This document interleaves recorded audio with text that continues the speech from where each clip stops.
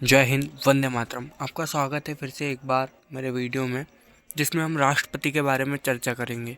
ये वीडियो बहुत इन्फॉर्मेटिव होने वाला है, क्योंकि ये सारे नोट्स मैंने बनाए हैं बहुत इम्पोर्टेंट, जो कॉन्स्टिट्यूशन से रिलेटेड है, और इसकी प्लेलिस्ट डिस्क्रिप्शन में ऑलरेडी है, जिसकी लिंक आप शुरू से वीडियो देख सकते हैं, जिसमें मैंने ये नोट्स जो भी बनाए हैं इसका एक्सप्लेनेशन दिया है।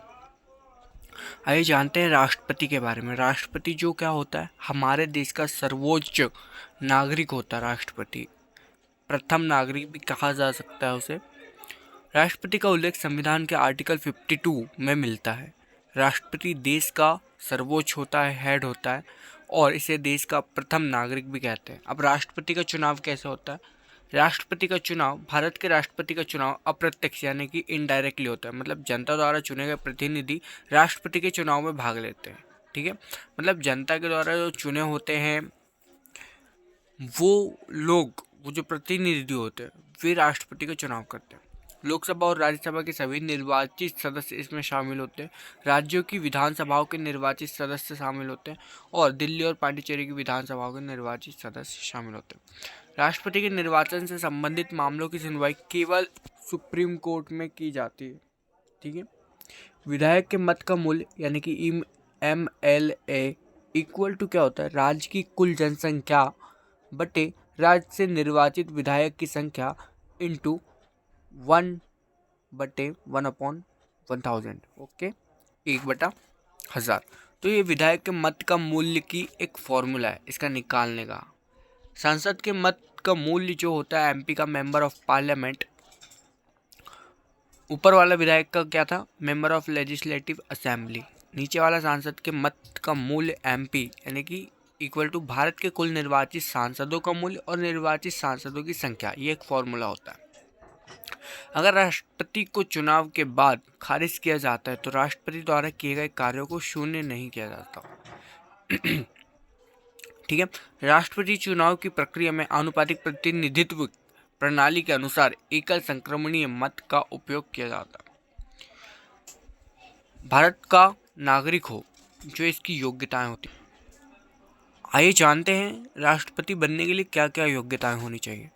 सबसे पहले तो वह भारत का नागरिक हो, कम से कम 35 वर्ष की आयु पूरी कर चुका हो, और लोकसभा सदस्य बनने के लिए योग्यता रखता हो, किसी भी सरकारी लाभ के पद पर ना हो, और राष्ट्रपति के उम्मीदवार पद को 50 सांसदों द्वारा प्रस्तावित होना चाहिए। मतलब 50 सांसद मैक्सिमम देने होने चाहिए।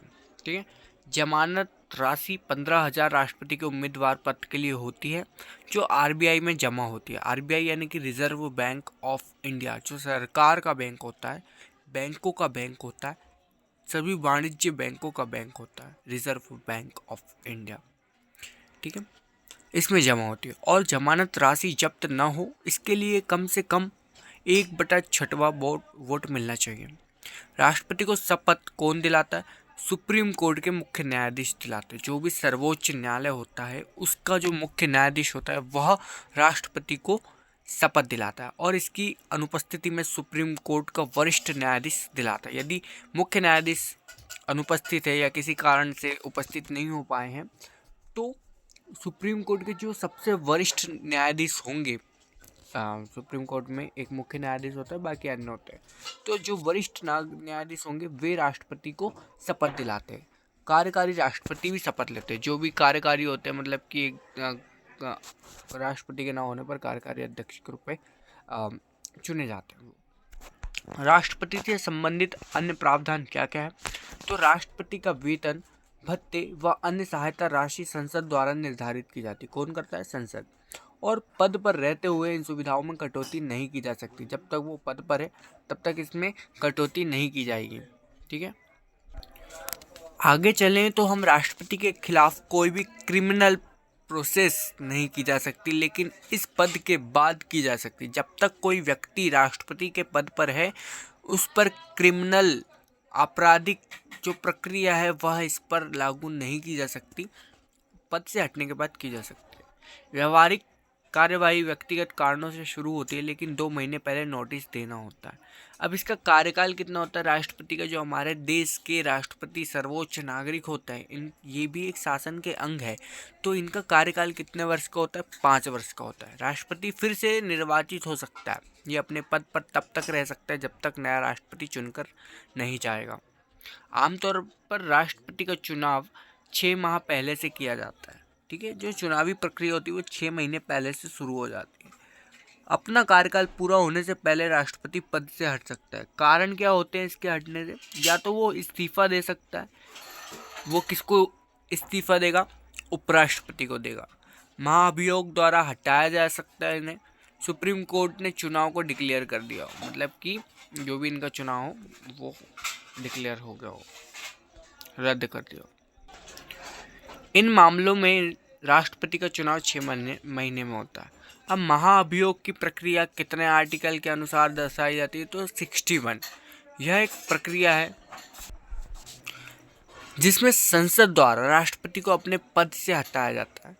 कारण क्या होता है? संविधान के प्रति कदाचार या उल्लंघन, यानी कि संविधान के प्रति किसी भी प्रकार से वह उल्लंघन कर रहा हो, उसका अनादर कर रहा हो संविधान का, तो वह राष्ट्रपति को हटाया जा सकता है, उस राष्ट्रपति को, ठीक है। आर्टिकल 61 के तहत महाअभियोग प्रक्रिया किसी भी सदन से शुरू की जा सकती है, जिसके लिए उस सदन के न्यूनतम 1/4 यानी कि 25% सदस्यों की सहमति होनी जरूरी होती है इसके लिए।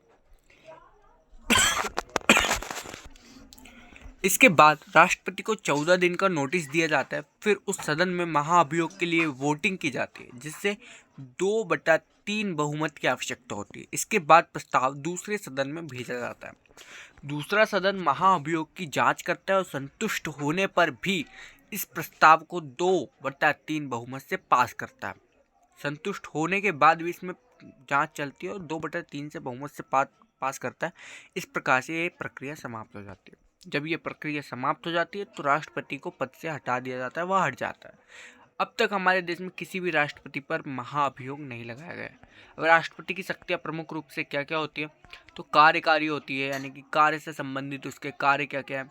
विधायी कार्य, विधायिका यानी कि कानूनी शक्ति क्या क्या है। न्यायिक यानी कि न्याय लेने से संबंधित। कूटनीतिक यानी कि निर्णय लेने से संबंधित। वित्तीय यानी कि आर्थिक गतिविधियों से संबंधित, आर्थिक सैन्य गतिविधियों से संबंधित। आपातकालीन राष्ट्रपति की शक्तियाँ, आइए जानते हैं इनका वर्णन। तो कार्यकारी शक्ति में क्या आता है? सरकार के सभी कार्य राष्ट्रपति के नाम से किए जाते हैं। राष्ट्रपति प्रमुख कार्यकारी पदों की नियुक्ति करता है, ठीक है। जो भी सरकार के कार्य होते हैं, लेकिन ये भी बता दें कि राष्ट्रपति जो होता है नाम मात्र का शासक होता है, लेकिन वास्तविक कार्यकारी कौन होता है? प्रधानमंत्री। लेकिन राष्ट्रपति के नाम से जो भी जानकारी होती है, जो भी घटनाएं होती है, वे राष्ट्रपति के नाम से पारित की जाती है। सरकार के कार्य सभी जो होते हैं, उदाहरण के रूप में ये जो किन किन पदों की नियुक्ति करते हैं राष्ट्रपति, वे हुए प्रधानमंत्री की करते हैं, अन्य मंत्रियों की करते हैं, महान्यायवादी हुए जो उनकी करते हैं, मुख्य निर्वाचन आयुक्त की करते हैं, अन्य निर्वाचन आयुक्त की करते हैं, यूपीएससी के सदस्यों की करते हैं, राज्यों के राज्यपाल को नियुक्त करते हैं, वित्त आयोग के सदस्य को करते हैं। राष्ट्रपति प्रधानमंत्री से सरकारी मामलों से संबंधित सूचनाएं प्राप्त कर सकते हैं। राष्ट्रपति मंत्रिपरिषद के पास जो होते हैं पुनर्विचार के लिए भेज सकते हैं, जो भी कानून जो भी होते हैं, या फिर कोई किसी ने नोटिस दिया तो उसको भेज सकते हैं फिर से उनके पास पुनर्विचार के लिए। ये कार्यकारी शक्तियाँ। राष्ट्रपति एसटी, एससी, ओबीसी कमीशन की नियुक्ति करता है। राष्ट्रपति प्रशासक या उपराज्यपाल के माध्यम से केंद्रीय शासित राज्यों का प्रशासन करता है। राष्ट्रपति किसी क्षेत्र को आदिवासी या एससी और आदिवासी जनसंख्या घोषित कर सकता है। ये थी कार्यकारी शक्तियाँ। अब हम देखेंगे विधायिका शक्तियाँ। विधायिक शक्तियाँ यानी कि कानून से संबंधित। तो राष्ट्रपति संसद का एक अभिन्न अंग होता है। राष्ट्रपति संसद की बैठक को बुला सकता है और उसको रोक भी सकता है, स्थगित कर सकता है। लोकसभा और राज्यसभा के बीच किसी बात पर संयुक्त बैठक बुला सकता है, यानी कि संयुक्त अधिवेशन बुलाने का इनको अधिकार होता है, यह शक्तियाँ होती है इनकी। राष्ट्रपति प्रधानमंत्री की सलाह पर भंग कर सकता है, जो सलाह होती है वो भंग कर सकता है किसी भी सदन को। राष्ट्रपति लोकसभा में अधिकतम 2 आंग्ल भारतीय की नियुक्ति करता है और 12 सदस्य जो राज्यसभा के होते हैं वे उनकी नियुक्ति करते हैं। जो कला, साहित्य, विज्ञान इत्यादि के क्षेत्र पर होते हैं 2 आंग्ल भारतीय, ठीक है। कोई भी कानून बिना राष्ट्रपति के हस्ताक्षर के कानून नहीं बन सकता। कुछ विधेयक ऐसे होते हैं जो बिना राष्ट्रपति की अनुमति के प्रस्तुत नहीं किए जा सकते, ये इनकी शक्तियां हैं। जैसे धन विधेयक, जब कोई धन विधेयक हस्ताक्षर के लिए राष्ट्रपति के पास आता है तब राष्ट्रपति के पास 3 विकल्प होते हैं। वो कौन कौन से होते हैं?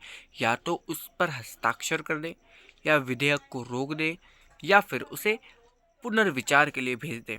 तो ये काम राष्ट्रपति 3 तरीके से करते हैं। जब संसद पर सत्र ना हो तब राष्ट्रपति अध्यादेश जारी करके कानून बना सकता है। ये आर्टिकल 123 यानी कि 123 पर बताया गया। कई संस्थानों की रिपोर्ट राष्ट्रपति द्वारा संसद में प्रस्तुत की जाती है, जैसे सीएजी, यूपीएससी, वित्त आयोग, योजना आयोग इत्यादि की। अब वित्तीय शक्तियां हम देखें तो राष्ट्रपति की वित्तीय शक्तियों में धन विधेयक राष्ट्रपति के अनुमति के बिना संसद में प्रस्तुत नहीं किए जा सकते। राष्ट्रपति जो होते हैं वो बजट की शक्तियां उनको प्राप्त होती है आर्टिकल 112 के अनुसार।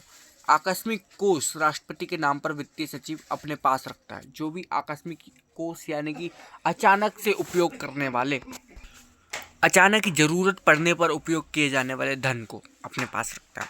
भारतीय राष्ट्रपति हर 5 साल में करोड़ों के बंटवारे के लिए वित्त आयोग का गठन करता है। न्यायिक शक्तियां क्या है? ये सुप्रीम कोर्ट और हाई कोर्ट के प्रकार को दर्शाते हैं। राष्ट्रपति सुप्रीम कोर्ट द्वारा दिए गए दंड के फैसले को भी खारिज कर सकता है। सुप्रीम कोर्ट से न्यायिक सलाह भी प्राप्त कर सकता है 143 के अनुसार। राष्ट्रपति कोर्ट मार्शल के फैसले को भी खारिज कर सकता है। अब इनकी कूटनीतिक शक्तियां क्या है? अंतर्राष्ट्रीय संधि और समझौते राष्ट्रपति के नाम पर किए जाते हैं। भारत के सभी राजदूत और उच्च आयोग राष्ट्रपति द्वारा चुने जाते हैं। अब सैन्य शक्तियां देखें तो राष्ट्रपति तीनों सेना का कमांडर होता है, सुप्रीम कमांडर। 3 सेना कौन कौन सी? जल, थल और नौसेना। तीनों सेना के प्रमुख को राष्ट्रपति नियुक्त करता है। युद्ध घोषणा और शांति घोषणा राष्ट्रपति के नाम पर की जा सकती है। वीटो पावर राष्ट्रपति के पास है आर्टिकल 111 के अनुसार। जब राष्ट्रपति के पास कोई विधेयक हस्ताक्षर के लिए प्रस्तुत होता है तो भारतीय राष्ट्रपति 3 वीटो का उपयोग करता है। Absolute veto, suspensive veto, pocket veto. अब एब्सोल्यूट वीटो क्या है? इस वीटो को विधेयक समाप्त हो जाता है। जब ये वीटो का उपयोग किया जाता है, जब राष्ट्रपति इसका उपयोग करता है तो वह समाप्त हो जाता है और कोई कानून नहीं बन पाता और लोकसभा भी भंग हो जाती है। यह अब तक 2 बार हुआ है। 1951 में डॉक्टर राजेंद्र प्रसाद ने इसका उपयोग किया। 1991 में वेंकटरमन ने किया। अब सस्पेंसिव वीटो क्या होता है? जब राष्ट्रपति विधेयक को फिर से विचार करने के लिए वापस संसद में भेजता है, धन विधेयक को छोड़कर बाकी सब संसद को भेज देता है। पॉकेट वीटो जो होता है, ये क्या होता है कि विधेयक को ना तो बर्खास्त करता है ना ही खारिज करता है। विधेयक को अपने पास अनिश्चित समय तक के लिए रख लेता है। संवैधानिक संशोधन के मामले में इस वीटो का प्रयोग नहीं किया जाता। 1986 में राष्ट्रपति ज्ञानी जेल सिंह ने इस वीटो का इस्तेमाल किया था। अब राष्ट्रपति द्वारा अध्यादेश जारी करने का जो आर्टिकल है 123 यानी कि 123 क्या कहता है? जब संसद में सत्र नहीं चल रहे होते तब राष्ट्रपति अध्यादेश जारी करके कानून बना सकता है। इन कानून की शक्ति संसद द्वारा पारित कानून के बराबर होती है। यह अध्यादेश अगले स्तर पर शुरू होने के 6 हफ्ते बाद तक प्रभाव में रह सकता है, लेकिन संविधान में संशोधन करने के लिए कोई अध्यादेश जारी नहीं किया जा सकता। ठीक है। राष्ट्रपति से संबंधित जो इम्पोर्टेंट आर्टिकल्स है वे हैं 52, जिसमें भारत के राष्ट्रपति के बारे में बताया जाता है। आर्टिकल 53 क्या कहता है? संघ की कार्यपालिका शक्ति राष्ट्रपति में शामिल होती है, जो भी कार्य करने की शक्तियाँ होती है। और 54वां जो अनुच्छेद है वह राष्ट्रपति का चुनाव बताता है। 55वां जो अनुच्छेद है वह बताता है राष्ट्रपति के चुनाव का तरीका। 56वां बताता है राष्ट्रपति का कार्यकाल कि उसका कार्यकाल कितना है। और 57वां बताता है पुनर्चुनाव के लिए पात्रता क्या क्या होनी चाहिए। 58वां बताता है राष्ट्रपति चुने जाने के लिए योग्यता क्या होनी चाहिए। 59 वाला बताता है 59वां राष्ट्रपति के पद के लिए शर्तें। 60 बताता है राष्ट्रपति द्वारा शपथ की ग्रहण। 62वां बताता है राष्ट्रपति पद की रिक्त पूर्ति के लिए चुनाव कराने का समय। 65 बताता है उपराष्ट्रपति का राष्ट्रपति के रूप में कार्य करना, यानी कि उपराष्ट्रपति जो है वो राष्ट्रपति कब बनेंगे। 71 बताता है राष्ट्रपति के चुनाव से संबंधित मामले। 72 बताता है राष्ट्रपति की क्षमादान इत्यादि की शक्ति और कतिपय मामलों में दंड का स्थगन, माफी कम करना इत्यादि। 74वां अनुच्छेद बताता है मंत्रिपरिषद का राष्ट्रपति को परामर्श और सहयोग देना। 75वां बताता है मंत्रियों से संबंधित अन्य प्रावधान जैसे नियुक्ति और वेतन इत्यादि। 76वां बताता है भारत के महान्यायवादी की नियुक्ति। 77वां बताता है भारत सरकार द्वारा कार्यवाही का संचालन के नियम बनाना। 78वां बताता है राष्ट्रपति को सूचना प्रदान करने से संबंधित प्रधानमंत्री के कार्य।